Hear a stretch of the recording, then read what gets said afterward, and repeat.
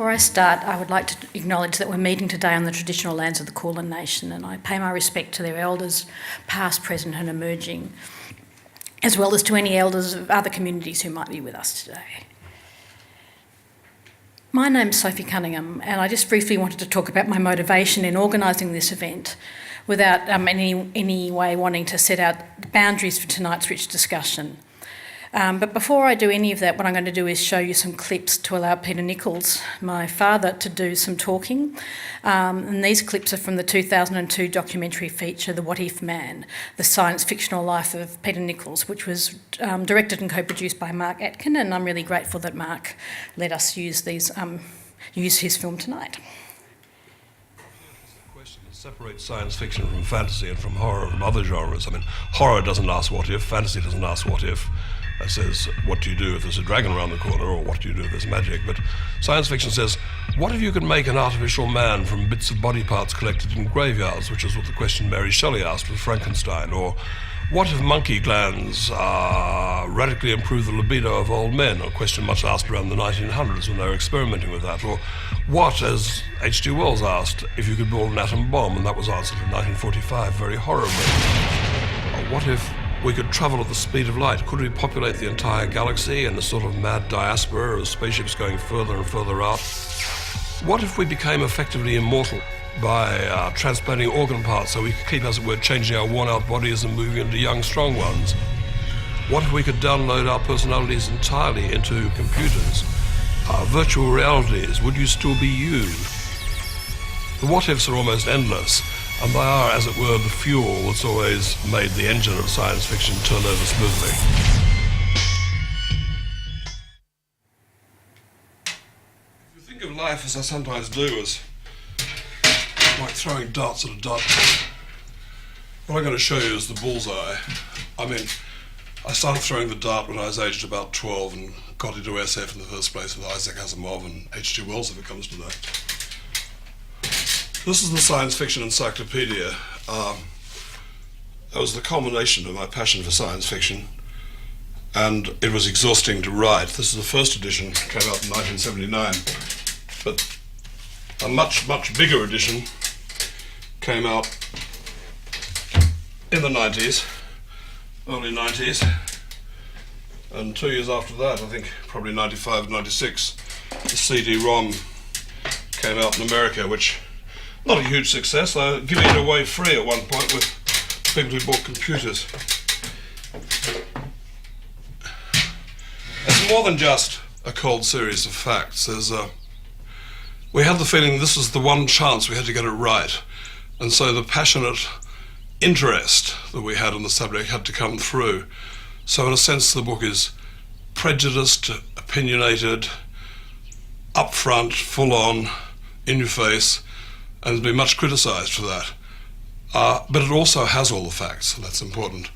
And it's not just science fiction in book form either, or even in magazine form. It's science fiction in the comics, on films and television, science fiction themes like robots and androids and time travel and all the rest of it. About 5,000 entries, probably a bit fewer than that. And the second edition, 1.4 million words, length of 20 novels placed end to end. And in a sense, I feel I don't want to do another edition.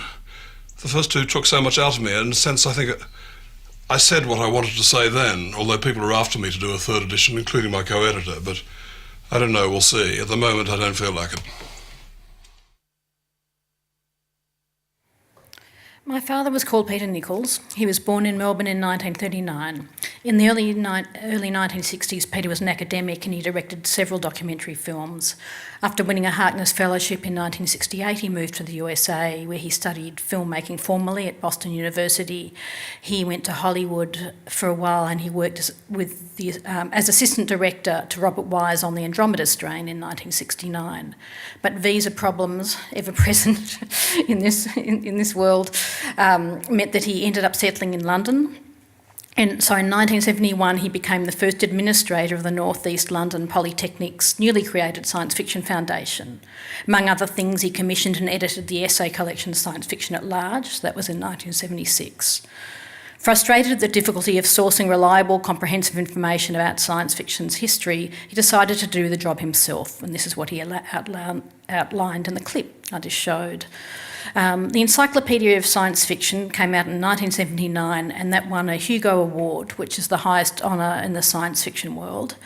Peter returned to live in Melbourne in 1988. He wrote other books, but he returned to the second, much longer edition of the Encyclopedia in 1994, which garnered another Hugo for him and his co-editor John Clute.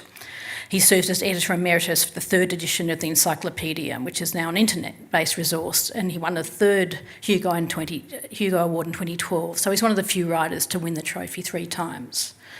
Around the time The What If Man came out, back in 2002, Peter was diagnosed with Parkinson's disease, and he died of that illness in March of this year at the age of 78. When you ask them what they write, they say, I write speculative fiction. I find that a little vague myself.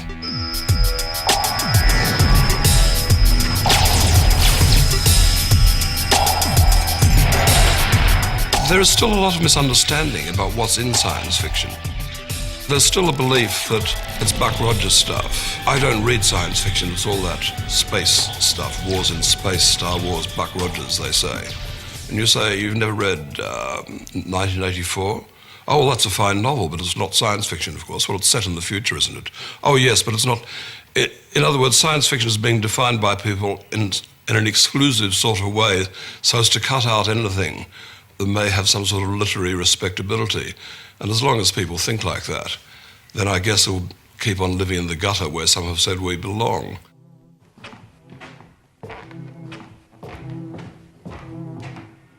One of the most vigorous roots of science fiction in the 19th century was the Lost World story. I used to love these when I was a boy, things like Rider Haggard's King Solomon's Mines, or Journey to the Centre of the Earth by Jules Verne, or The Mysterious Island by Jules Verne.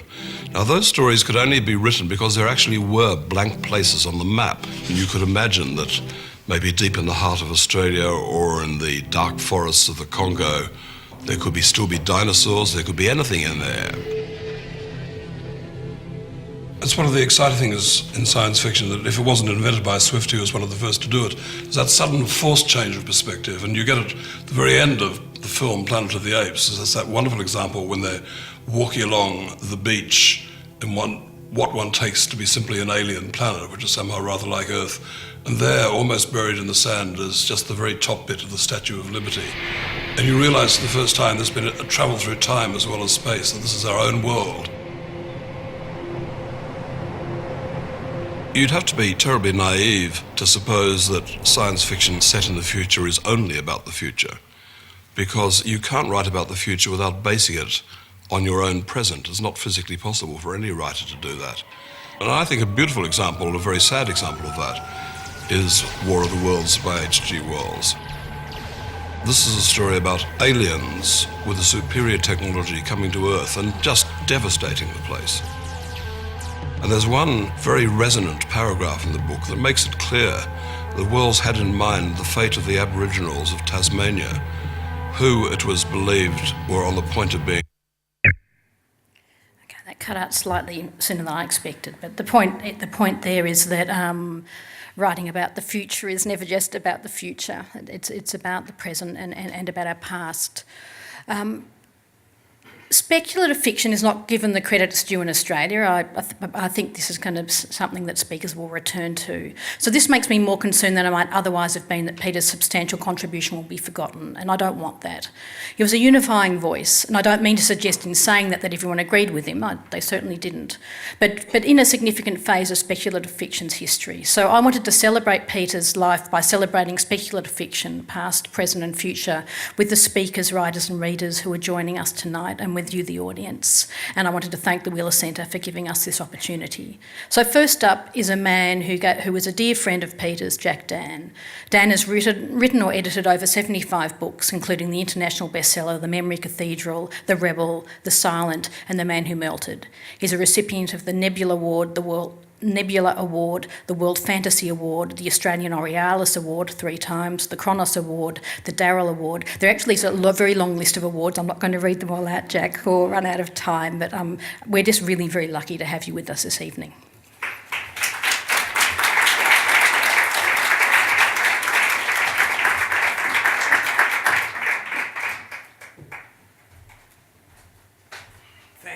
kiddo. Hello, everyone, even though I can't see you because the lights are going this way. Now, the first thing I'm going to do here is I'm going to set my little timer so that I don't blather on for an hour when I've got 6 minutes. So you're going to get 6 minutes and that's it. Jack will shut up. I'm going to try to talk about two things. One, I want to talk a little about Pete and the encyclopedia. The other thing I want to talk about, which is one of the suggested topics, is there a unique Australian voice? Now, I don't know if I'll get to anything, but I'm going to give it a shot.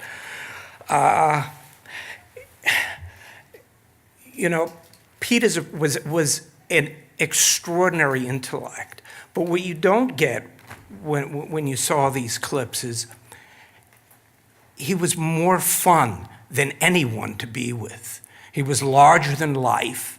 He was constantly thinking. You could see the thoughts flashing back and forth. And although he said that he was done with the encyclopedia and that last edition was it, in a way that's not true, because although Pete is gone, his conception, this encyclopedia, was not an ordinary encyclopedia. This is a living entity which is growing and alive today. I mean, you can go on the web and you can get an idea of what an enormous conception this was. John Clute talked about it. In fact, it was in his eulogy as Pete having a lucid dream. He had this whole thing worked out, and what he did, he had a narrative that allowed it to continue, that allowed the material to continue to grow, so that whatever was published in a given period of time would be included. So it wasn't in or out. It was inclusive in a way that other encyclopedias and previous work like this wasn't.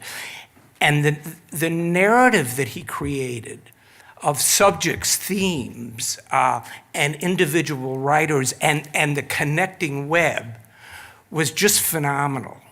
And it continues to be so. And God, I miss the hell out of them. But you should take a look at this because it is extraordinary. There is nothing out there like it. Now, I've got 2 minutes and 55 seconds. So I'm going to tell you what I'm going to talk. When my wife Janine Webb and I edited Dreaming Down Under, which was a collection, an anthology about Australian writing, we were constantly asked about an Australian voice. Everyone wanted to know, how is this unique? What is the unique Australian voice? And it was really a difficult question to answer, and I think what they were really asking about place. And I think people have or had the idea of Australian science fiction as a corollary to Southern literature. To people like William Faulkner, Harper Lee, Flannery O'Connor, who spoke with this kind of voice that was intrinsically tied to place. And Southern writing in America has always been important. But the genre of SF is almost by nature international. Writers can write about place, but it's extrapolative. Place is not the most important effect of most science fiction, to the point where when we were editing the first Dreaming, we asked Greg Egan for a story, and he said, I don't want to be in an anthology that's regional, that's local. Now, I disagreed with that, but they don't allow me to twist writers' arms physically. However, that being said, we do have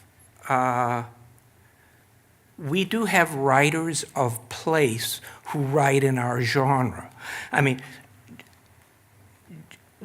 we have, in mainstream literature, we've got Tim Winton. And what's iconic in our literature is the idea of the outback. And two writers come to mind who are our regional writers. Okay, that's it for me. I will tell you the writers, though, at least. How do you shut this damn thing up? Okay. Screw it here. You see, I don't run my life. The two writers that I had in mind were Terry Dowling, his Rhinoceros Cycle, which PS Australia, which is my imprint here, are going to reprint, and very proud to do that. And another writer who you may or may not know, Jason Nerong, who write quintessentially Australian regional dialect fiction. And okay, now my time is up, so I am now going to have the pleasure of introducing Rjurik Davidson. It says right here, introduced by Jack Dann. Now, I'm going to read you the stuff I was given, but I got to tell you, I've published this guy a couple of times. He's a terrific writer.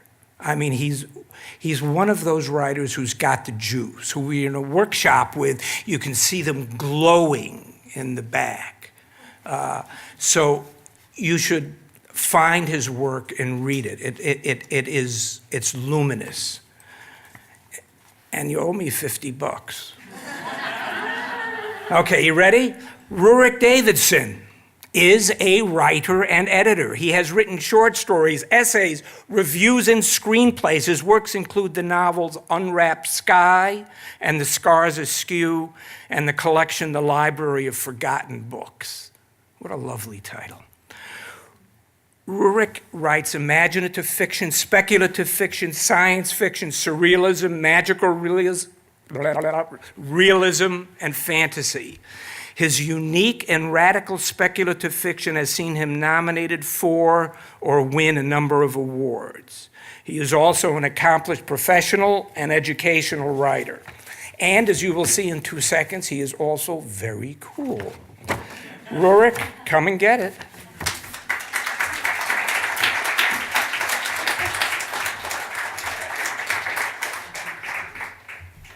Shucks.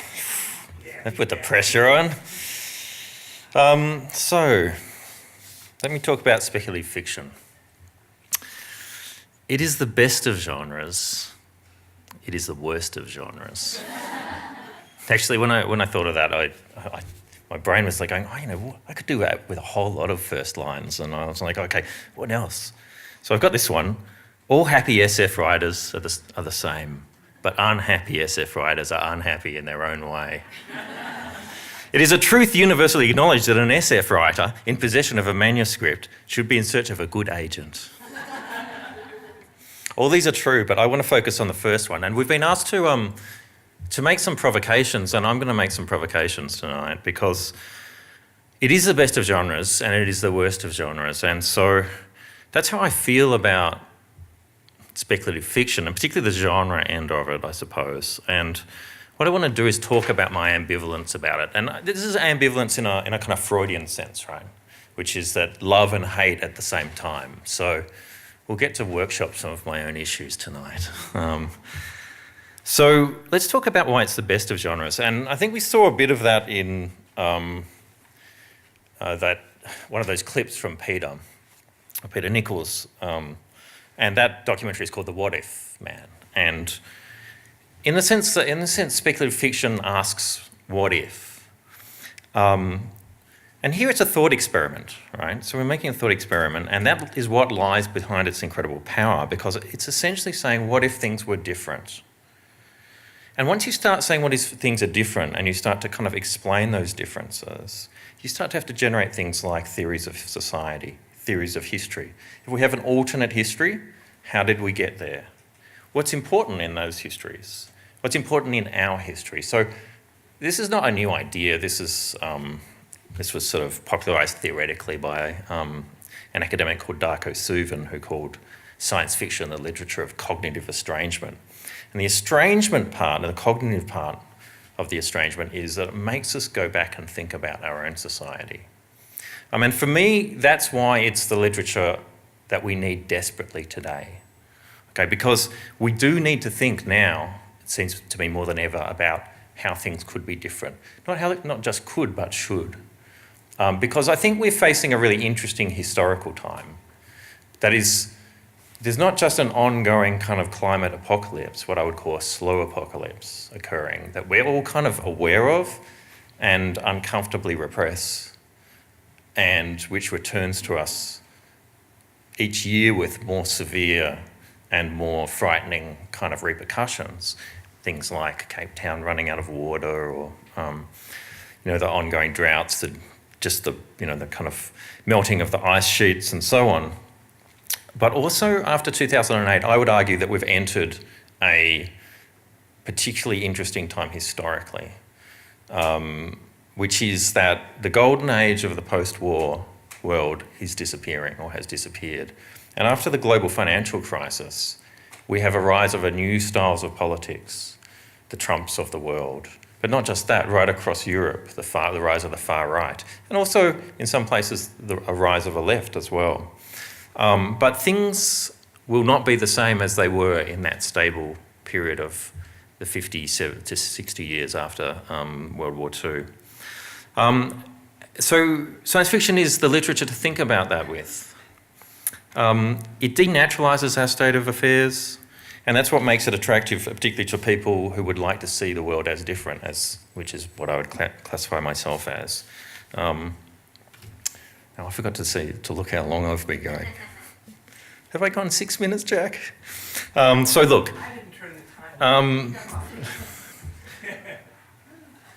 But it's also a genre which, infuriating to me, which drives me crazy, which fails to live up to its potential. And here I want to return to an argument that the great SF writer Thomas Disch made back in the 1970s, where he said, in his opinion, science fiction was also could be considered a branch of children's literature. Here's my provocative bit. Suddenly I heard this silence go through. All the SF writers are like, I'm going to get that bastard afterwards. Here's what he said: the emotional limitations of children's literature are restrictive. There are here and there children bright enough to cope with Scientific American or even the Times Literary Supplement. But crucial aspects of adult experience remain boring even to these prodigies. At the cinema, children fail to see the necessity for love scenes. And if a whole movie were to prove to be about nothing else, then they would just as soon not sit through it. Other subjects commonly dealt with by mainstream writers are also presumed not to be of interest to SF readers, such as the nature of the class system and the real exercise of power within that system.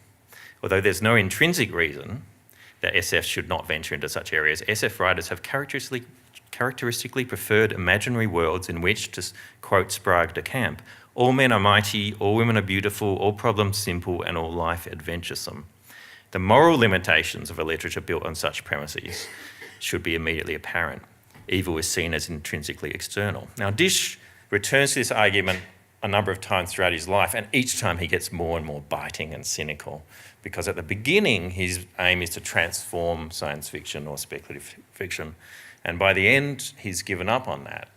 Under the pressure, and with some of the things he talks about, is the market pressure of what really is a kind of neoliberalism starting to be applied at every level of the publishing industry, the kind of thing that destroys mid-list writers so that you only have the super, popular or small presses and so on. And I think he pushes his argument way too far, but I think most obviously this exists today in the proliferation of things like superhero movies. And to me, it's not simply enough to replace your traditional masculine superhero with a woman or a black man, because to me, this is an eviscerated kind of form of cultural transformation. We should be aiming higher. We should be aiming better. And to deal with, and it seems to me then that SF has had that split, and that split continues today in ways where I love it and I hate it. And I love it and I hate it at the same time. And it makes me filled with wonder, and then it makes me filled with fury at times. And I have been known to make myself extremely popular by saying your love of superhero movies is beneath you, which makes me popular at parties. So this division, which I think has sort of been calcified in the contemporary sort of publishing sort of scene, is in some ways the riddle of the Sphinx that literary culture has to face as a whole. Okay, and this has to do with how do we make books, books as an industry survive in this new digital world and so on. I don't have answers to that, but I wanted to throw that out as a provocation, and I think we're in a time where SF is super important if it can live up to its potential. And now I'd like to introduce my old friend, who I'm extremely happy to see her success. Claire G. Coleman, is a writer from Western Australia. She identifies with the South Coast Noongar people. Her family is associated with the area around Ravensthorpe and Hopetoun. Claire grew up in a forestry settlement in the middle of a tree plantation where her dad worked not far out of Perth. She wrote her black and white fellowship-winning manuscript Terra Nullius while travelling around Australia in a caravan. Terra Nullius was published by Hachette Australia and by Small Beer Press in North America. Terra Nullius won the Norma K. Hemming Award and was shortlisted for the 2018 Stella Prize and for Best Sci-Fi Novel in the 2017 Aurealis Awards. So please welcome Claire.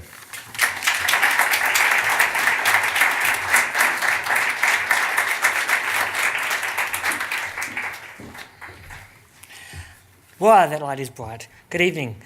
I know there's been an acknowledgement of country, but I'm going to throw my own in anyway.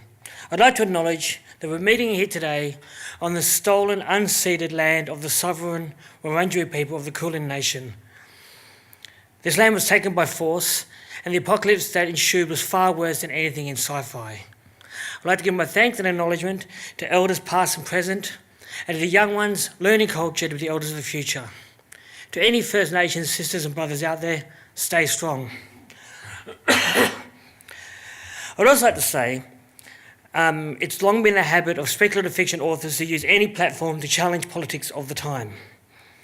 Margaret Atwood, Sherry S. Tepper, hundreds of others have weighed in when society needs clear voices. In that spirit, I condemn the climate and energy policies of our Prime Minister, who, despite all the evidence, is a climate change sceptic. In addition, I'd like to continue in the spirit of statement made by Tony Birch, because I promised I would, and state again that we condemn the appointment of Tony Abbott as Special Envoy on Indigenous Affairs. Now to what I came here to talk about.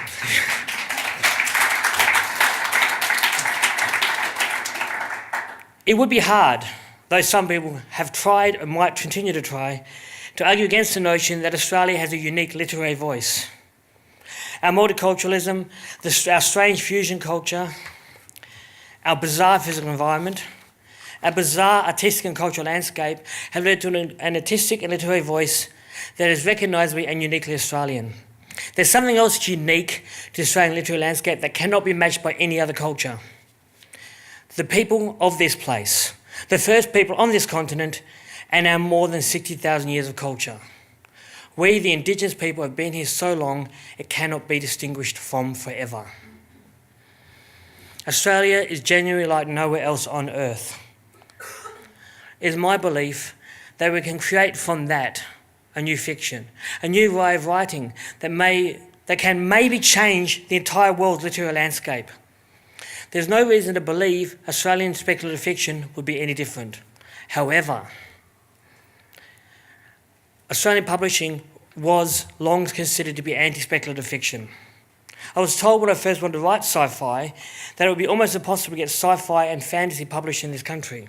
I have since then, obviously, been published. My novel Terra Nullius is speculative fiction. I wrote it using the genre conventions of sci-fi, yet it's marketed almost entirely as literary fiction. As literary speculative fiction, and I'll admit something, when I first heard that I'd written literary speculative fiction, I did not know what that was. I'm not sure what I'm doing now. Turns out I've been reading it for a long time. J.G. Ballard, William Burroughs, Mary Shelley, H.G. Wells, George Orwell, Aldous Huxley, Kurt Vonnegut, all wrote what we considered now to be sci-fi. After publication, Terra Nullius was shortlisted for the Aurealis Best Science Fiction Novel Prize, as in my bio, and in a fighter essay, How Speculative Fiction Gained Literary Respectability by Rose Michael, who lectures in writing and publishing at RMIT, she pointed out that of the 6 finalists in 2017, 5 were shelved as literary fiction and marketed as literary fiction by the publishers. 2 of us, myself and Chrissy Neen, we shared shortlisting for the Stella Prize, which is essentially, though they don't tell you this, a literary fiction prize, and the Norma K. Hemming Award, which is only for spec fic. Jane Rawson's historical speculative mashup, From the Wreck, won the Aurealis Science Fiction Novel Award and beat me, but was also longlisted for the Miles Franklin Award, which has never happened before and was considered inconceivable until it happened. So what does it mean? Firstly, I believe Australia is on the cusp of creating a new spec fic. My friends who I shared that shortlist with have created something new, an Australian literary speculative fiction unlike any other in the world. Our new fiction, if you take the Aurealis shortlist as exemplary, is weird, political, diverse, queer, female, and soft, as opposed to hard sci-fi. It's speculative fiction about people within the world, not the rules of the world. It is the sort of sci-fi story I've always liked. I've also been told it's been difficult to sell Australian fiction in the biggest market in the English language, the USA. Terra Nullius has been out in the USA now for 2 months. It was, at least partially, its unique Australianness that led to its release in North America. I wrote an extremely Australian novel in a voice entirely Australian, including Australian English and Australian idioms, and I refused to change my Australian idioms, my Aboriginal language, or any of those things, and refused to allow them to be removed from the US edition. So the language is intact. And there's been interest in my work in the USA, and reviews and awards, they mention often that is the Australianness and my Indigenous voice as something they've never read before. And non-Indigenous voices in Australia are different to the American voices as well, because no one in the world writes literary fiction like we do, and our science fiction can be the same as that. But maybe things are changing. Maybe they are not. And if things are not changing, it is our refusal to admire, to embrace our Australianness that is the cause of our books not selling as well overseas as they could be. Maybe our cultural cringe is the problem. Maybe also the traditional artificial division between literary fiction and speculative fiction, between general fiction and genre fiction, will fade away. We forget these divisions did not always exist. Once upon a time, books were books. They were judged on their qualities as equals. There were no shelves in bookshops with science fiction or literary fiction on the top of the shelf. 1984, Frankenstein, War of the Worlds, Brave New World were books. They did not lose their literary merit simply because they were not set in the real world. And the line between genre and genre, between literary fiction and not, will fade away faster if we rub it with our feet as we walk back and forth across it. It will fade even faster if we actively destroy it. make it clear that we do not accept the division between different forms of literature, particularly when those divisions come with a very judgment, particularly when that very judgment sees speculative fiction as lesser. If Australia is indeed creating a new speculative fiction, as I believe we are, maybe it is that voice we need to embrace. It's interesting. It sells. If Terra Nullius is an example, it sells. And there are other younger than me, Indigenous speculative fiction writers who are on their way to publication already. And our Australian unique speculative fiction may take over the world. Well, now I'm going to introduce Marlee Jane Ward. Marlee Jane Ward, it says here, is a writer, reader and weirdo living in Melbourne, not my words, hers. She grew up on the central coast of New South Wales and studied creative writing at the University of Wollongong. In 2014, she attended the Clarion West Writers' Workshop in Seattle, Washington. You can find her short stories in the Hear Me Roar anthology, Interdictions and Mad Scientist Journal. Her debut novella, Welcome to Orphan Corp, won the Seeger Viva la Novella Prize and the Victorian Premier's Literary Award for Young Adult Fiction. Its sequel, Synode, was published in 2017. Marlee likes dreaming of the future, cats, and making an utter spectacle of herself. So here's her chance.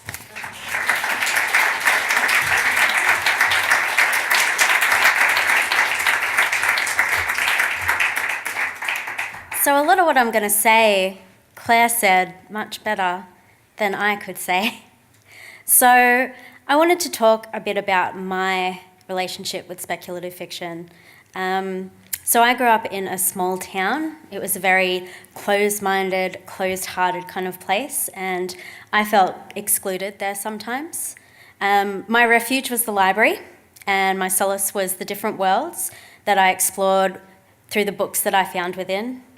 So I started out reading writers like Isabel Carmody, Victor Keller, Ruth Park, Gillian Rubinstein, books that were part of a genre, a little golden age of speculative young adult fiction in the late 80s and early 90s that still holds a really special place in my heart. Those books taught me how to speculate. They led me down side streets to different worlds, deep beneath the facades of small town life and into magic, to the future, near and far. They gave voice to my yearning for something more, something else besides dry scrub and neighbours' noses over the fences and clothesline flapping in salt breezes. So when I was bullied, I escaped into realms undiscovered, and when I was isolated, they promised a whole wide world and different worlds and a future brimming with potential. They told me truths thrust onto way-out tales, helped me to learn to travel in my mind. So those writers shaped my imagination, sending it to far-out places. They broadened my worldview when it could have stayed really narrow, opened my eyes to injustice, privilege, the imbalances in society, and those who fight to right those wrongs. The speculative fiction that I read when I was growing up helped shape me into the person that I am by showing me the people who I wanted to be, fearless, innovative, exploratory and curious. Curiosity is the key to speculative fiction. Infinite answers to the question, what if? It made my mind reel and kept me awake, scribbling on notepads late into the night. I always wanted to create worlds and explore the future and travel through space and time and ask what if with my words. So I started a university course in creative writing in 2004, and on day one we were told that no genre fiction would be accepted. No fantasy science fiction. Don't go into space or different worlds, don't explore time, don't extrapolate on the future from the mistakes that we're making now, don't create a better world with your words, do not be curious, do not speculate. And I felt excluded there sometimes. The lit genre divide is real, and I'm really tired of feeling that science fiction fantasy is something less than. Speculative fiction is just as important as literary fiction, and I want my peers and myself to be invited to the table. And that table is arts grants, residencies, awards, all the things that writers need to develop their careers. So judge us on merit, on beautiful prose and innovative form, not genre. So scores of spec fic writers are going unrecognised in Australia and seeking the overseas market. But things are changing, as Claire said. This year, Jane Rosson's Excellent from the Wreck made the Miles Franklin longlist, a spec title. Up for the Miles Franklin, will wonders ever cease? I always thought I'd have to write like a quiet lit masterpiece with lots of long looks over the Pacific and maybe a bushfire to get onto the Miles Franklin long list, but not so. And this year, as Claire said, once again, a chunk of the Aurealis Awards shortlist was marketed as lit. Genre and lit are smashing up against each other and merging. So when I won the young adult category of the VPLA in 2016, I got asked, do you think you'll write more genre stuff? Buddy, pal, I am a genre writer. That's what I do, and I'm proud of it. I've been really lucky to kind of straddle the lit genre divide for reasons that I'm not quite sure of. But I say fuck genre, fuck the divide, take your spec fic and tweak it till it sounds like lit, take your lit and speculate on other words, take your poetry into outer space or far into the future. Why divide ourselves? Why the factions? We're not on opposing teams, eyeing each other from different sides of the field. We're all writers. We're all just trying to tell stories that'll change the world or the heart and the mind of just one person. So the world is becoming much more closed-minded and much more closed-hearted, and I feel excluded here sometimes. It's not the place that I imagined it would be when I was reading the musings on the future that I was reading as a child, or maybe it is, considering the stuff I was reading. Maybe it's becoming the kind of place that we were warned about. And I think we're heading into dark times. Climate change, misogyny, nationalism, willful ignorance, and downright in-your-face racism in the papers, on the television, on the radio. Shit is getting serious. Not that it hasn't always been. The way that we deal with our concern as writers and how we address things and fight things and hope to change things is through fiction. So I grew up in a small town. It was a closed-minded, closed-hearted kind of a place, but speculative fiction is what opened me up to the world. And now I'm going to introduce Jack Nicholls, who's a speculative fiction writer, an essayist, and 3-time Aurealis Award nominee. It's possible that his career was influenced by 20 years of dinner table lectures from his father, the Australian science fiction critic Peter Nicholls. Jack lives in Melbourne, except for when he doesn't.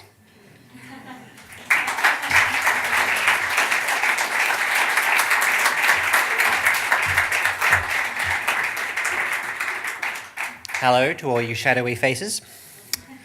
The hard part about going last is that a lot of what I had been thinking about myself has now been said by these excellent speakers.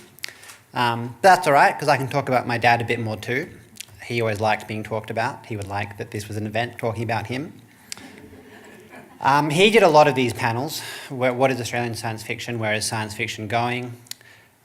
We've been asked to try and be provocative. When he was asked that, he would say, science fiction is dying. And then he'd sit back and let everyone argue about it. I don't think science fiction is dying. What I would say to be provocative would be that I disagree with Claire somewhat, in that I don't think there is really a unique Australian voice in speculative fiction. My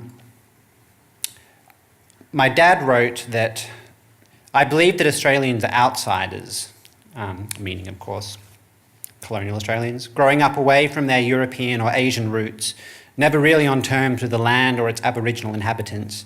They think like aliens. The world unravels itself before Australian eyes like some great drama being performed for good or ill elsewhere. It is like hearing the noise of a party next door to which one hasn't been invited. But he wrote that quite a few decades ago, and I feel that one of the changes since then is that we have been invited to the party. Marlee, who just spoke, and me both went to the Clarion West Writers' Workshop, which is held in the United States, where you spend 6 weeks writing short speculative fiction and discussing it. There used to be an Australian one of those, but it was cancelled, and now people go to America. I think science fiction has become very globalist, Anglo science fiction, and that we live in a global culture. And I imagine a lot of the people here spent the last few days reading about the American midterm elections, which are the second most important elections in a foreign country. But America is in large part of our culture. In short fiction, you have to almost publish in American online magazines. And I think in some ways that's okay, because we do share so much culture. I identify as both genderqueer and a dual citizen of Britain and Australia. I've found that a lot of speculative fiction authors are very similar. There's a lot of bisexual speculative fiction authors. There's a lot of bicultural speculative fiction authors. And I think that helps, because when you're on a border between two places, it makes you realise there's not one normal. And that is the first step to asking, what if things could be different? So in my own writings, I've written about the Arab Spring, global asylum seekers, multicultural urban futures. I've had stories set in China, Russia, Britain, Australian suburbia, South America, Morocco, Iceland. And maybe that was subconsciously, it's about wanting to be published globally, but I think it's also just a reflection of how I think, that I think of myself as a member now of a global tribe. And I think science fiction is an important literature for that mindset, for a global tribe. The other thing I want to talk about is how it has changed since my dad's time. So looking back to the past of science fiction, I would say the Encyclopedia of Science Fiction was a dialogue with the past. So my dad was born in 1939, just before the world got a lot worse. When he was beginning his career, the great writers of the science fiction golden age of the 1940s, they were still alive. And my dad read a lot, and I think you could probably say he read basically everything there was to read in science fiction. Because in the 1970s and 1980s, you could do that. You could know it all. In the same way with films, you could watch all the good films. And so the encyclopedia was an attempt to be comprehensive from a man who felt he had read everything and could talk about it. And that's not possible now, even if you wanted to. I grew up with 10,000 science fiction books in my house. I've read maybe 500 of them, which is a lot, but I wouldn't be close to feeling grounded in the past. So the Science Fiction Encyclopedia, I think, was about trying to create a literary canon, tracing this sort of line of evolution through Jules Verne and H.G. Wells, to Heinlein and Asimov, to the New Wave and cyberpunk. And I think a difference with science fiction today is that most people my age and younger are not very connected to that canon. I think a lot of modern writers have not read a lot of 20th century science fiction. And I think that's possibly okay, because instead of that, there's much more dialogue across culture, across space, and that is because of the internet and the ease of communication. And then looking at the future a bit about what will happen with Australian science fiction, I think science fiction is now more often called speculative fiction, and that's for many reasons, and one reason is that pure science fiction is being written a lot less. And I think that is partly because, for my generation, we were taught in school that, as others have said, the world would end from climate change if we didn't do something about it, and then we were shown very clearly that we're not going to do something about it. Hopefully that will change. But in the meantime, it makes it very difficult to produce plausible ideas of the future, or at least ones that aren't very depressing. Because science fiction has always gone alongside the idea of material progress in the world, but the idea that things would get better. When people thought things would get better, they wanted to think about the future. Science fiction gave them something to look forward to in the future. Most people now, as the others have suggested, don't believe that things will get better in the future. Most people think things will get worse. And so as a result, they don't want to think about the future. I think a lot of what's happening in politics are people trying to freeze the present or go back to the past because the future has become too scary. The thing my dad was most proud of, I think, that he wrote was his article about conceptual breakthroughs, this idea of a paradigm shift where you realise you're moving from one state to another, or perhaps you always were in a different state to the one you thought you were in. And I think that is clearly what is happening now in this historical moment, to a greater degree than any time since World War II, at least. And so I think that's where science fiction is very important. I think current literary fiction is not keeping up with how our lives are changing, with how being human is changing, the experience of communicating with each other. So science fiction should be the natural genre to describe this moment. My dad wrote that SF is the literature of the intellectually discontented, those who need to feel that there must be more to life than this. And I would say that now, everyone feels there must be more to life than this. So that's what we need to do as science fiction. We need to give people not necessarily a rosy or false idea of the future, but help remind them there can be a future. It can be a great future, it can be a global future. Claire talked about more female, soft, queer science fiction. I think that is happening all over the West, that idea. I think it is a great vision of the future, and we just need to make it a bit more coherent and hope we can get to it. And I guess the last thing I'll say is my dad was not a traditionalist. He used to say that the golden age of science fiction was more like the age of lead, very immature. When he died, he liked the contemporary science fiction, or late 20th century science fiction, more than the earlier stuff. I like to think he would still like what was happening in science fiction and would still want it to change, become more sophisticated. And then I'm sure he had plenty of criticism to say about it as well, but that was his job. Thank you very much. Visit wheelercentre.com for the best in books, writing and ideas from Melbourne, Australia and the world.